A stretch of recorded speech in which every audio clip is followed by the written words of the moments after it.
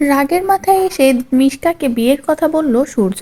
এদিকে মিশকাও তৈরি হয়ে যায়। সময় হাতে বেশি নেই, খুব পারফেক্ট ভাবে তৈরি হতে হবে সূর্যকে বিয়ে করার জন্য।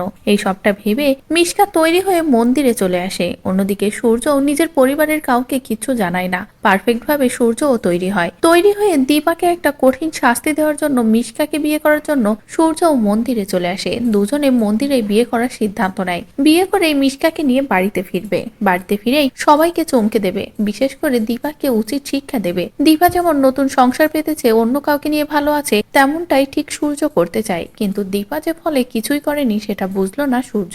বুঝতে না পেরে বিয়ের মণ্ডপেও বসে পড়ে। এদিকে কোনো না কোনো ভাবে দীপার কানে পৌঁছে যায় খবরটা যে সূর্য দীপার উপরে রাগ করেই মিশকাকে বিয়ে করছে, নিজের জীবনে সব থেকে বড় ভুল করতে যাচ্ছে। যে সবটা শুনতে পেয়ে দীপা বুঝতে পারে যে প্রমাণ সহই দীপাকে বিয়ের মণ্ডপে হাজির হতে হবে, তা না হলে সবটা শেষ হয়ে যাবে। আবার প্রমাণ না থাকলে সূর্যও কোনো কিছু বিশ্বাস করবে না।